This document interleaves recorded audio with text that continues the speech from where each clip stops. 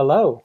This video takes us to sub-Saharan Africa, where our musical tour will make stops in Ghana, the rainforests of the Congo region, Zimbabwe, Uganda, Senegal, and the Republic of South Africa.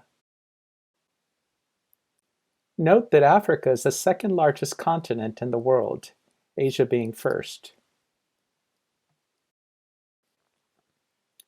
While mining is a large industry and there are many major urban areas throughout sub-Saharan Africa, most people still earn a living as farmers.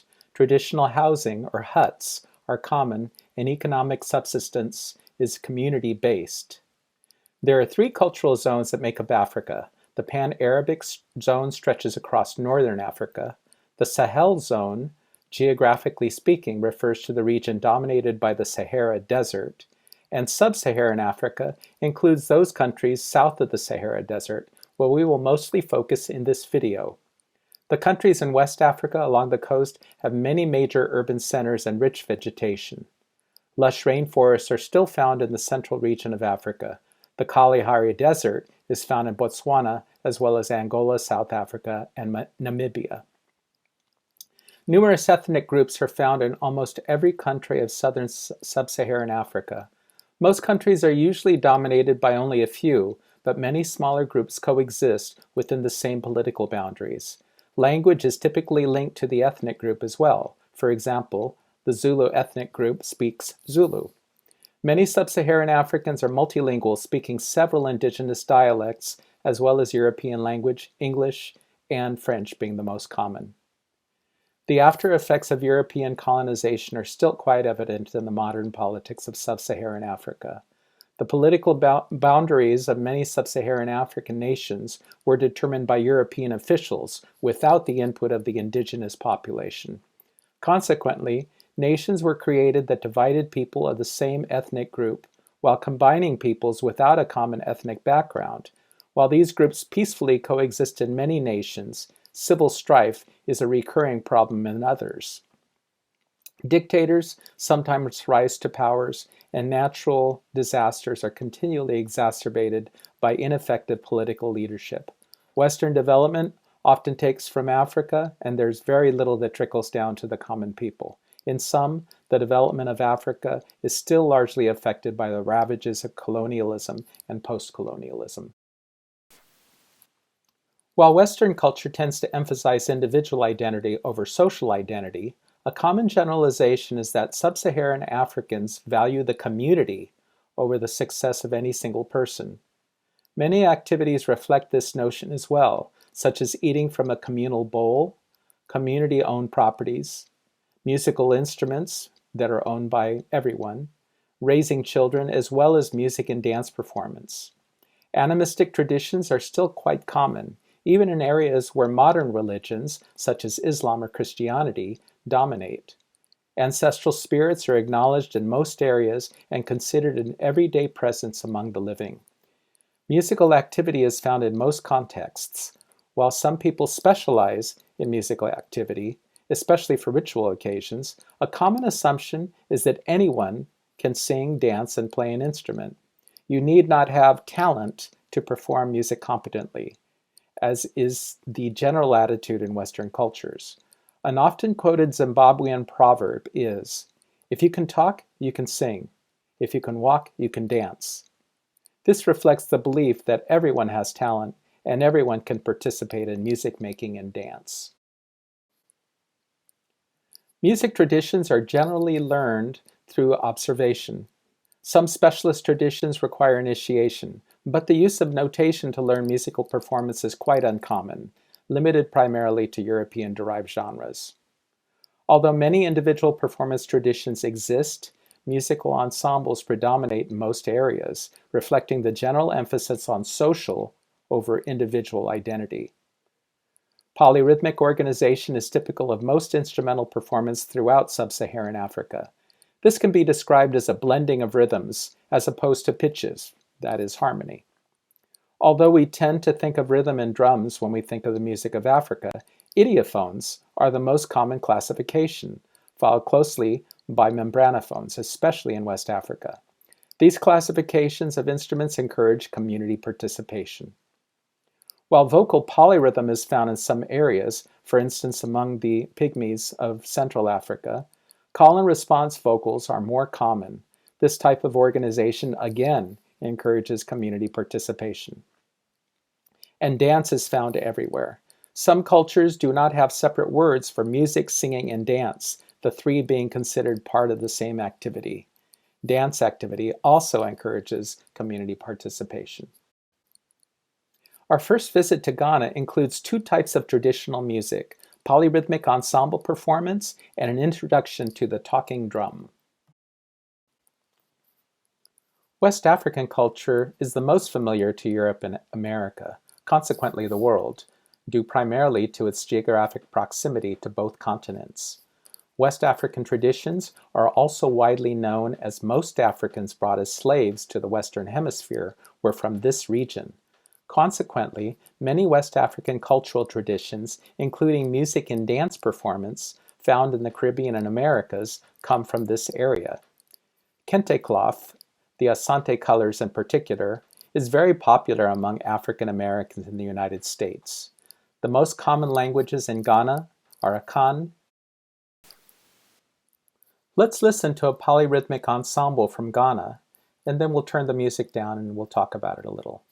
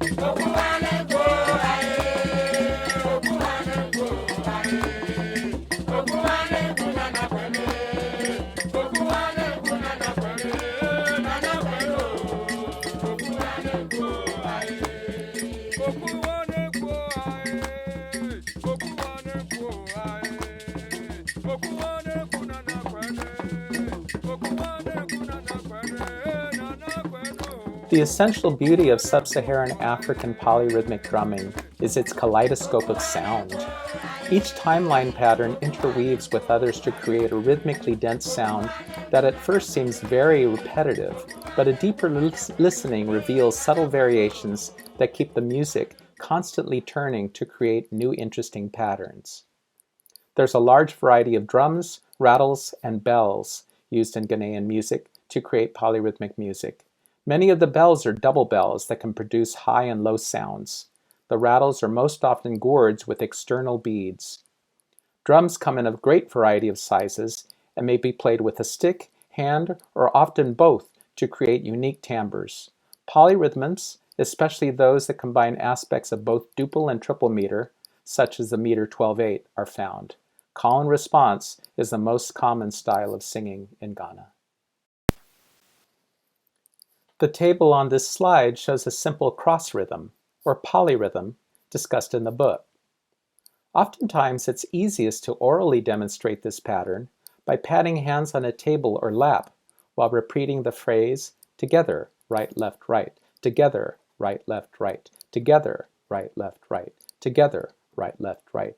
Let's try this together. 1, 2, ready, go. Together, right, left, right, together, right, left, right.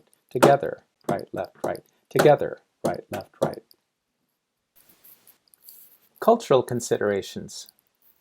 Recreational bands are common throughout Ghana. Such bands may be organized as a troupe that always performs together and gets hired for performances, or they may just be community-based impromptu bands with no set personnel. Such ensembles play for both formal, for example royal funerals, and informal contexts, such as the marketplace. When I went to Ghana, I was met at the airport with a taxi pickup truck that had no radio. Rather, the truck contained live drummers who provided music for us on our journey for a tip. Drum ensembles inevitably have a master drummer who leads the ensemble. The master drummer is responsible for keeping everyone focused on playing their part, for inspiring musicians to play new rhythms, for calling out dancers, even praising onlookers. Their rhythmic patterns are often less repetitive than those of the other musicians, which allows the master drummer more freedom to play with the music. Next, let's listen to an example of some talking drums.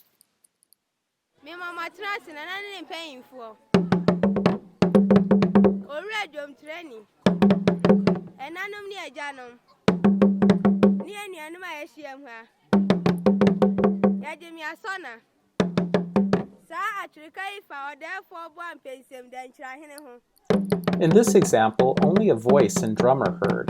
The drum seemingly mimics the sound of the vocalist.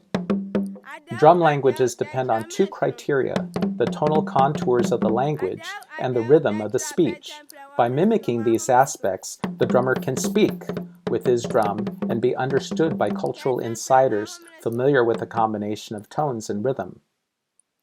Many Ghanaian languages are tonal, meaning that the inflection of the voice is as important to the meaning of the word as its syllables. In order to imitate the tones, a drum must be able to produce at least two pitches so that a high and low sound can be used to imitate tonal inflection.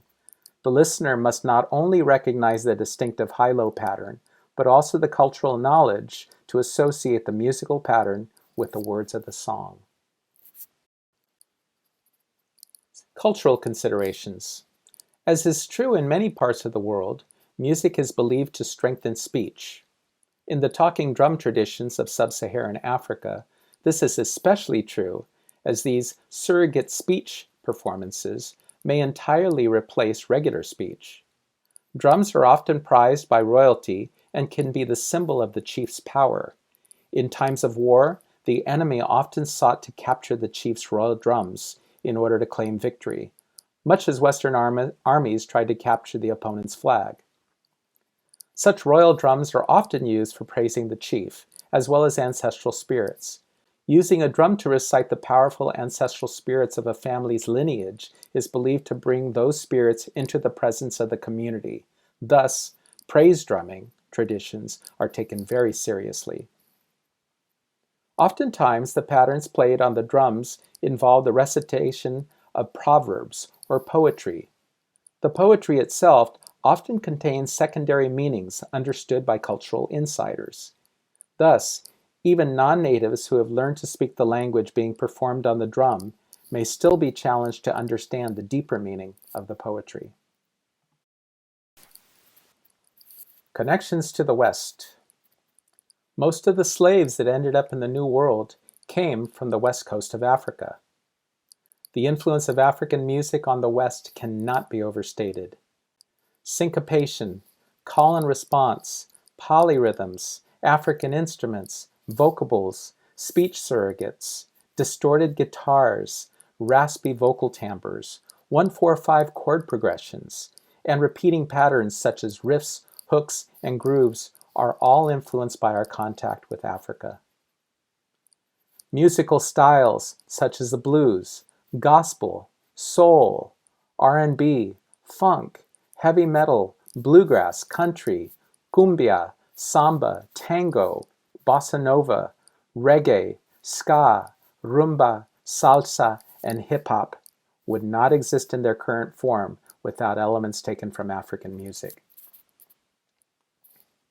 There are too many West African pop musicians to count here, but one you should know is Fela Kuti, 1938 to 1997. He was imprisoned by the Nigerian government for his music, and his mother was killed by an attack on the army. He combined traditional Nigerian music with soul music like that of James Brown.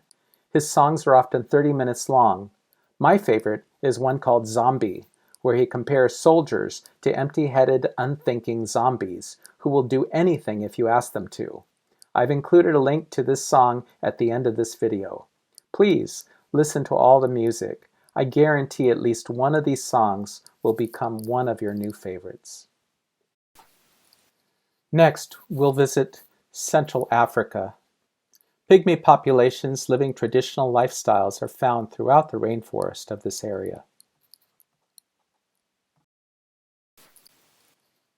Contrary to the song Wimawe, The Lion Sleeps Tonight, there are few jungles in Africa. Rather, there are mostly savannas, deserts, and rainforests. Pygmy populations are known for their short stature, averaging less than 5 feet in height. This term is considered pejorative, so I prefer to call them by what they call themselves. Our listening example is from the Mbuti people. These people are a nomadic, egalitarian society. Nomadic societies frequently move their dwellings according to the availability of resources. An egalitarian society is one in which each member plays an equal role. As such, there is no chief or social hierarchy, though individuals may take on a leadership role dependent on context. For example, a young man may lead a hunting party, or an elder a spiritual ritual. Let's listen to this example of Mbuti music.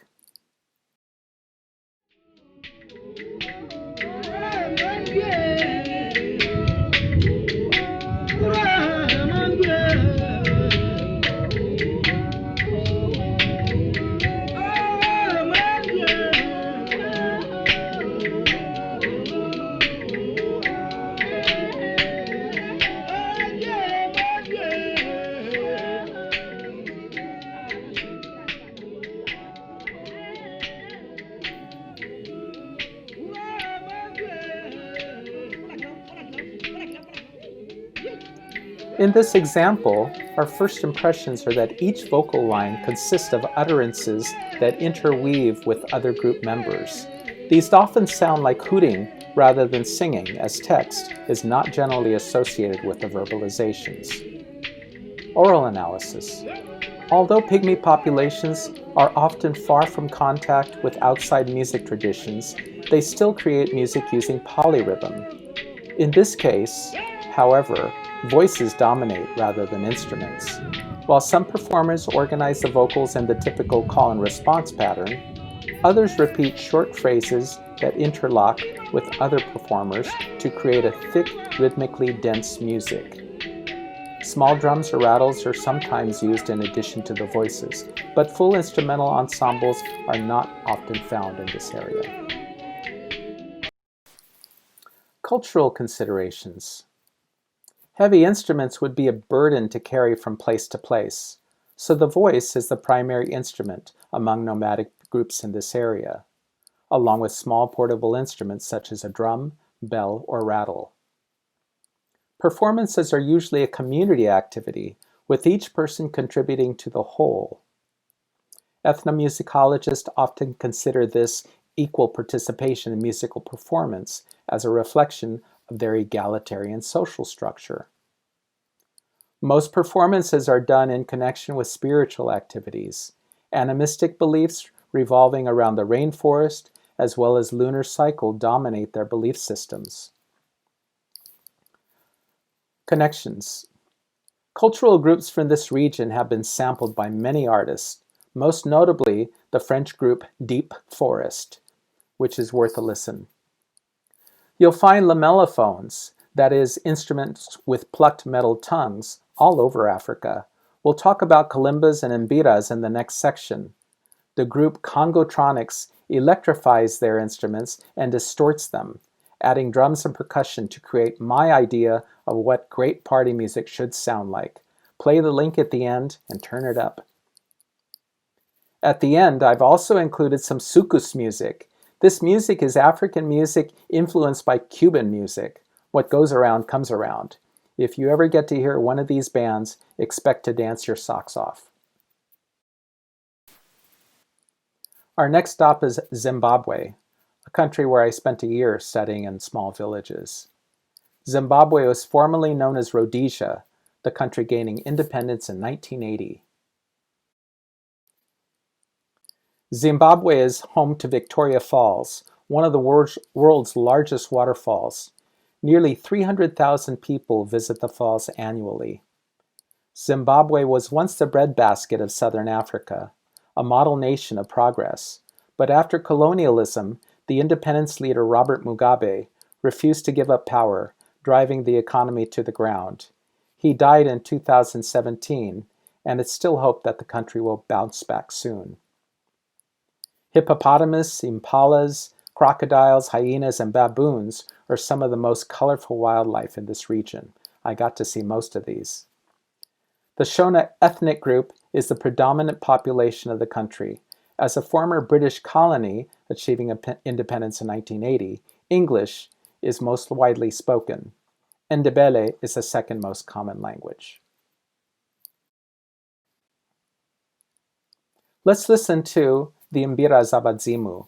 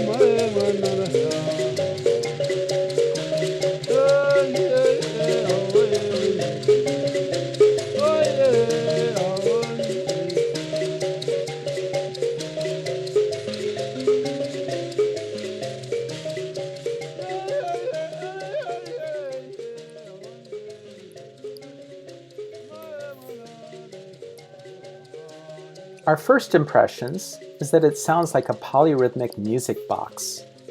Imbira is a term that is commonly applied to lamellophones throughout sub-Saharan Africa. The proper term among the Shona is Imbira Zabadzimu, which means Imbira of the ancestral spirits. It is like a telephone to the spirits. The timbre is similar to that of a music box, as both are lamellophones having flat lamellae or keys that are flexed and released to produce tones. In addition to melodic pitches, Imbira from sub-Saharan Africa usually have something attached to the instrument that creates a buzzing sound.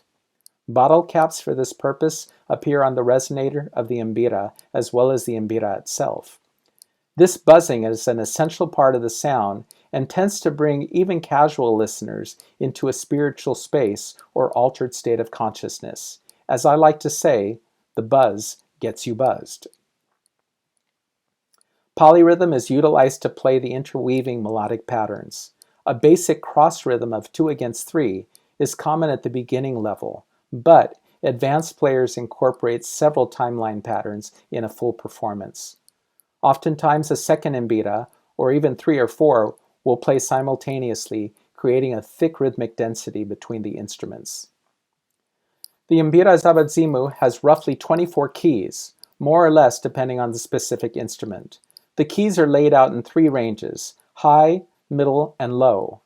The left-hand thumb plays the middle and low range, with the right-hand thumb playing 3 keys in the middle range, and the right forefinger plucks from below on the upper range. Typically, a performance has a lead, called the kushawara, and 1 or more following patterns, called the kutsinira. These interweave to create the polyrhythmic structure. Other instruments may accompany the Imbira Zabadzimu, the hosho gourd rattles being the most common. Vocal performance is improvised over the instruments. Cultural considerations. The Imbira Zabadzimu is considered a specialist instrument among the Shona of Zimbabwe. Musicians are often called by a spirit, usually an ancestor, to play the instrument, so as to honor them at a Bira spirit ceremony. Children are not encouraged to learn Imbira in much the same way a child is discouraged from playing with matches. A person must learn the instrument with the proper respect and intent, not merely as a plaything. Imbira performance can be for purely entertainment reasons, but even these performances are believed to be heard in the spirit realm, so that one is never alone when playing the mbira za vadzimu. The mbira is a sacred instrument. You may be familiar with the smaller kalimba found in many music stores. The kalimba is used for entertainment and singing about secular matters. My analogy of these instruments goes as this. Think of the kalimba as an electronic organ in a rock band, and think of the mbira as a church organ. Connections to the West. Western musicians have been attracted to Zimbabwe for decades. Louis Armstrong recorded a version of a pop song written by a Zimbabwean called Skokian. The original is much better, by the way. The smaller secular kalimba has been used in innumerable pop songs by artists that include Earth, Wind & Fire. And Zimbabwean pop musicians such as Oliver Mtukudzi and Thomas Mapfumo have highlighted political and social issues, bringing attention to the independence struggle and AIDS crisis, for example. Bob Marley idolized Thomas Mapfumo and was asked to perform in Zimbabwe in 1980 at the independence celebration. Oliver Mtukudzi, one of my heroes, sings a beautiful song about AIDS called Todi, with the chorus, "What Shall We Do?" That listening example is included at the end in your further listening slide. Next, we go to Uganda. The akandinda is one of many xylophone traditions found throughout sub-Saharan Africa. Lake Victoria is the second largest freshwater lake in the world, next to Lake Superior. The region's known history dates to the 4th century AD, where it was a major crossroads between the Nilotic and Bantu peoples who traded via the Nile River that flows from Lake Victoria. The most powerful kingdom to arise was that of the Buganda, which had its origins in the late 14th century, but came to dominate the region primarily during the 19th century. Buganda is believed to have two kings, one human, the other spiritual. The spiritual king is represented by a pair of royal drums, while the human king is responsible for secular affairs. This kingdom still exists within the larger nation of Uganda, which derives from the word Buganda. Achieving independence from British colonial rule in 1962, the country saw a series of political coups, the most notorious of these led by the dictator Idi Amin. During the 1970s, his leadership caused the deaths of roughly 300,000 people and the forcible exile of nearly the entire East Indian population of the country. Uganda consequently fell into economic despair, from which it is still trying to recover. Let's listen to our example of the akandinda.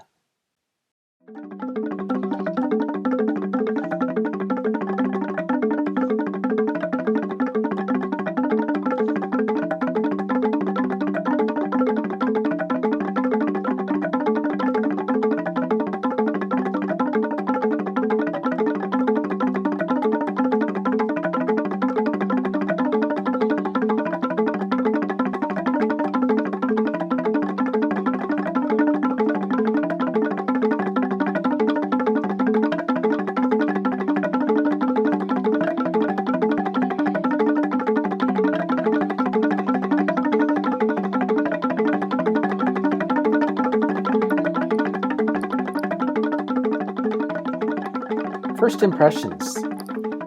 Super dense, rush hour kind of rhythm. The akandinda is a long xylophone with between 17 and 22 bars. The performers sit opposite each other, striking the ends of the bars to create interweaving patterns. While similar traditions exist elsewhere in Uganda, the akandinda is unique for its triple interlocking patterns, while duple is more typical of other xylophone traditions. The rhythmic density of akandinda performance can approach nearly 600 beats per minute. In other parts of Africa, individual instruments of different ranges can be found in large marimba ensembles. I'm the director of the only Zimbabwean marimba ensemble in Southern California. You will see a link to a Masanga Marimba video, my band, on the further listening slide. Cultural considerations and connections. The akadinda is typically associated with music of the court. This music, like many court traditions, is often used to praise the king and his royal lineage. In this way, the akadinda can act as a speech surrogate instrument, similar to the talking drum. Xylophones are common throughout southern sub-Saharan Africa. Most use wooden pitch bars or keys suspended over a resonator. The most common type has a gourd resonator for each individual bar, as with the balafon pictured here. Oftentimes, a small membrane is placed over a hole in the resonator to produce a buzzing timbre, typical of a variety of instruments found in sub-Saharan Africa. Other xylophones use the earth as a resonator. Polyrhythm is inevitably the manner in which xylophone traditions are musically organized. In parts of Africa, individual instruments of different ranges can be found in large ensembles. As I said before, I happen to be the founder and director of the only Zimbabwean marimba ensemble in Southern California. These Zimbabwean marimba ensembles are particularly popular in the Pacific Northwest as a result of a musician whose name was Dumisani Maraire, better known as just Dumi, who studied at the University of Washington, where his music has spread for about 50 years. Again, you will see a link to a Masanga Marimba video in the further listening slide. Let's move on to the Senegambia region. Senegambia is often referred to as a single entity because the two areas are culturally so similar. As was typical of European colonization, the political borders of Senegal and Gambia were determined by geographic features rather than cultural considerations. In the case of Gambia, the smallest country on the African continent, it was colonized by the British, who wanted control of the Gambia River that runs through the center of the region. The surrounding country, Senegal, was colonized by the French. The predominant ethnic group in the region is the Mandinka, descendants of the Mali Empire that dominated the region from the 14th to 17th centuries. Mandinka people are found in almost every country of West Africa. Though found in many places throughout sub-Saharan Africa, the Jali, plural, Jaloyu, are perhaps the best known of oral historians. While Western culture relies on empirical evidence to determine history, the Mandinka rely on a Jali to recount the history of their people. These musician historians are given a low social status so that they can praise people of nearly any social strata, but they are also much respected by royalty and common folk alike. A common proverb suggests their significance: when a Jali dies, a library has been burned to the ground. Let's listen to this example of a Jali singing and playing a kora.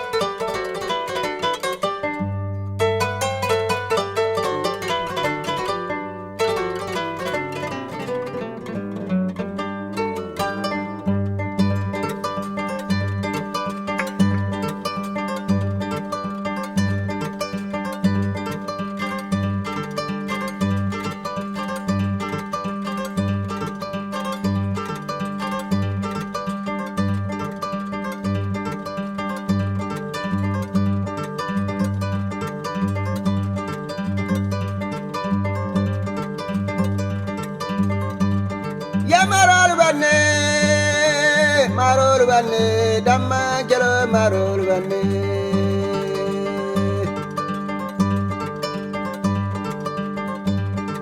Giluba moila, korana juluba moila sada darara juluba moila dimbeda juluba moila bulunda salada juluba moila.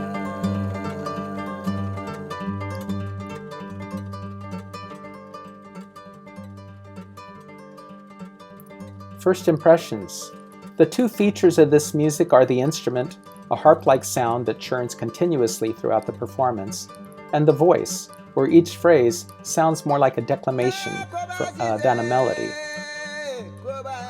The kora is classified as a lute harp, or harp lute. A lute, due to its basic construction, body and neck, but harp, as the plane of the strings runs perpendicular rather than parallel to the face of the resonator. The slide shows a close-up of the bridge, revealing two sets of strings. The strings are tied to the neck by leather straps that are twisted for tuning. Performers generally sit on the ground. The music has two basic features, the kumbengo, which is an underlying polyrhythmic pattern, and the biramintingo, which are the solo flourishes a performer plays when not singing. The instrument is played with only the thumbs and forefingers. The pitches of the string alternate in scale degree from one side to the next, so the biramintingo can be played more quickly. The kumbengo is generally maintained throughout the performance, underlying the singing as well as the solo passages. The vocalist sings during the purely kumbengo sections. The singing style often sounds like shouting with a descending melodic contour. The Jolly shows his skill as a musician during the biramintingo section, and his skill as an oral historian or praise singer during the kumbengo section. Cultural considerations. The Jolly holds many roles, important roles, for the Mandinka people. He is a historian first and foremost. He's also a genealogist because he has so much knowledge of family history. He can sing praises, but he can also critique the rulers. And one of the rules of the Jolly is that he always has to tell the truth. And the second rule is you can't hurt the Jolly. So the Jolly has a potential to bring down an empire. If the king has been doing something illegal or immoral, it's a Jolly's duty to go to the center square and to sing a song about it. Because the Jolly also works for powerful people, they can act as a counselor for those leaders as well. After all, history repeats itself, and sometimes it's important to know your history in order to deal with current events. The Jolly can act as a diplomat. Very often in the past, before two armies faced off, the Jolly would come to the middle of the field and sing a song to try to bring everyone together and avert war. Since the Jolly is good with words and an excellent entertainer, they also act as a master of ceremonies, or MC, for important events. The manner in which he recounts the history of the Mandinka people or specific family lineages is through praise singing. Songs document important figures and events. Some songs are 16 hours long and have as much detail as any Western history book. A person's surname generally indicates their family role within society. For example, the name Smith is common in the United States, but this name is a shortened form of blacksmith, which is an occupation mostly outdated. Yet, a person named Smith undoubtedly had an ancestor whose role in society was as a blacksmith. Thus, the name indicates to the Jolly a family history that he can sing about if known. When a Jolly praises a person's name and family lineage, the recipient of such praises is expected to spray or shower him with money as a sign of respect to the Jolly as well as the praised ancestors. This is in part how a Jolly used to earn a living, and still does to a certain extent. The Jolly necessarily has a low social status so that he can praise the names of almost anyone. Nevertheless, the Jolly's ability to recount hundreds, if not thousands, of years of history is greatly admired and to some extent viewed as a near supernatural power. The French term griot, G-R-I-O-T, is often found in reference to Jollies. Griot means wandering minstrel, and the modern Jolly frequently finds himself living in this itinerant manner. Many Jalolu were once employed by the royal families of the Mandinka, but when the British and French colonized the region, many of these kingdoms lost their wealth and could no longer patronize the Jali. Thus, the musicians were forced to wander from town to town, praising names of less wealthy patrons in order to survive. Connections to the West. I'm convinced that both blues and hip-hop are direct descendants from this part of Africa. The formula for the songs of Jalis are this: syncopated dance rhythms, a catchy chorus, and verses spoken fast in rhythm and in rhyme, talking about current events. That's the same formula as you find in pretty much any hip-hop song. This is the way West Africans have been telling stories for hundreds and hundreds of years. Among the musicians and bands from this area that you should know about are Youssou N'Dour, Baba Mal, and Orchestra Baobab. Youssou N'Dour sang on several well-known Peter Gabriel songs, including In Your Eyes. One of my favorite Orchestra Baobab songs is linked at the end of this video. When I first heard this song in my car, I had to pull over to the side of the road because I couldn't figure out where it was from. I hear elements of Jali music, North African, Arabic, Cuban, reggae, ska, and jazz in this tune. Finally, we arrive at Site 8, the Republic of South Africa, where we will hear an Mbube vocal choir. The Republic of South Africa is referred to often as simply South Africa. Twice the size of Texas, South Africa is populated by many different ethnic groups with 11 official languages and several more unofficial ones. European colonization began with the Dutch and later the British. Those of Dutch descent are referred to as Afrikaners and speak Afrikaans, a language derived from Dutch and particular to South Africa, as well as parts of Namibia. The Afrikaners were Protestant Calvinist Christians with very strict attitudes toward the indigenous populations of the region. When the British began arriving in the early 1800s, many Afrikaners migrated north in hopes of maintaining their strict social and religious practices. This was also a period when the great warrior king Shaka Zulu lived. He established one of sub-Saharan Africa's most powerful kingdoms, reigning over regions in modern South Africa and neighboring countries. Shaka's warriors are believed to have defeated the encroaching Afrikaners on several occasions, which has helped him attain a mythological status among South Africans today. In modern history, the policy of racial segregation known as apartheid has been very notable. For decades, this institutionalized segregation system kept non-European descended populations in economic and social poverty. While these populations were not slaves, they were often forced to work and live in appalling conditions. Founded in 1912, the African National Congress, or ANC, began seeking a nonviolent end to the racial discrimination. Most famous among their leaders was Nelson Mandela, 1918 to 2013, who was imprisoned in 1962 and finally released in 1990 after increasing internal political turmoil in South Africa and rising international pressure. Apartheid laws were soon abolished, and Nelson Mandela became the first black president of South Africa in 1994 after an overwhelming victory in the country's first democratic elections. Let's listen to an example of an Mbube vocal choir. Your first impressions will be a deep and lush choir.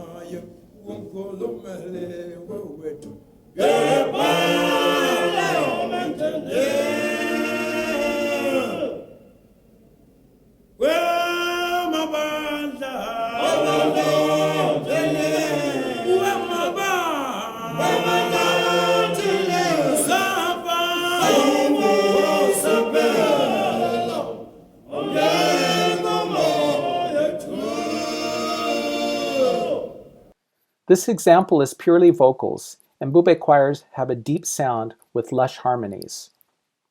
Vocal polyphony predates the arrival of European colonialists in South Africa. Call and response is still common, but the response consists of harmony with an emphasis on the lower range of voices. The call is performed by a musician called a controller, and the chord is the term for the group response. A particular note are the swooping effects of the voices. Instruments are generally absent, though dance is an often important feature of performance. Rhythmic changes often occur from section to section within a piece. This adds vibrancy to the music, but it is not polyrhythm, merely a shift in meter or tempo. Cultural considerations. Mbube choirs are strongly associated with South Africa's townships. During the period of apartheid, a township was a segregated area for non-whites who worked in various industries owned by the European-descended populations, such as mining. These residential areas were seriously impoverished and still bear the marks of military presence, for example, barbed wire surrounding the camp. Among the Zulu, singing competitions became popular beginning in the 1930s. These high-energy performances involved high-stepping dance movements derived from Zulu traditional dances and often incorporated lyrical content directed at the plight of the workers. Most famous among these Mbube choirs was a group from Ladysmith known as Black Mambazo. The latter term means an axe and was a reference to their ability to chop down the competition. They developed a softer style of Mbube singing described as isthakmia, meaning walk like a cat stealthily, a reference to their modified high-stepping dance that did not utilize the typical loud stomp of the ground performed by other Mbube choirs. Ladysmith Black Mambazo gained international fame when they were featured on American artist Paul Simon's Graceland album, which won numerous Grammy Awards in 1986. In addition to Ladysmith Black Mambazo, South African artists have been influencing Western pop music for nearly 100 years. A famous Mbube recording by Solomon Linda in 1939 was the basis for Wimowe, which was later re-recorded as The Lion Sleeps Tonight. Two notable South African artists who crossed over into Western popularity were Miriam Makeba, who's remembered for hits like Pata Pata, The Click Song, and Malaika, all songs which have a largely equal influence of both South African and Western popular elements. She is probably the most important African singer of all time and was nicknamed Mama Africa. Hugh Masekela's instrumental Grazing in the Grass was redone by American artists Friends of Distinction. Both versions were top 20 hits in the US. Pianist Abdullah Ibrahim, formerly known as Dollar Brand, created Cape Jazz, a unique amalgamation of American jazz with Zulu-inspired popular music called Township Jive and South African gospel. He performed with American greats like Max Roach, Don Cherry, and Archie Shepp. Duke Ellington helped him record his first major albums. His tune Soweto reflects the fact that all these artists had to work in exile. All of these artists wrote music protesting apartheid. I can't think of any other country in history where music had a stronger impact in changing the political system than what happened during the decades leading up to South Africa's independence from white rule. In 1990, largely because of the awareness created by musicians, political prisoner Nelson Mandela was freed after 27 years at Robben Island Prison. 4 years later, he became South Africa's first black president. What a story. For further listening, I've included several of my favorite clips of African music. First, an example of how music companies work in this great video of a worker in the Ghana post office. Next, one of my favorite pieces of African music. I already spoke about the Congo Tronics and how they electrify their mbiras. This is a great tune. The whole album's amazing, and sometimes when I have get-togethers, I just play the entire album in the background and people are happy.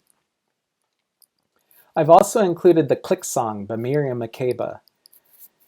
Her family tradition is from the Xhosa people, so there's clicks in those in the language in addition to syllables in regular language.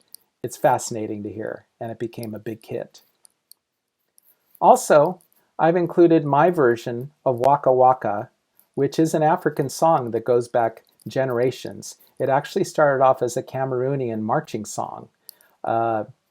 It at one point went to the Dominican Republic, came back to Africa as a hip-hop song, and eventually Shakira picked up the song and performed it in 2010 at the FIFA World Cup.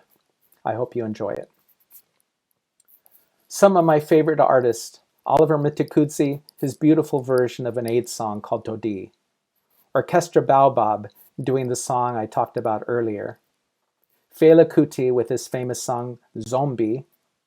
And finally, a performance of soukous music. This music comes from Zaire and the Congo. And if you ever have a chance to hear this music, please do. It's some of the most infectious and happiest music on the planet. I hope you enjoy all of them.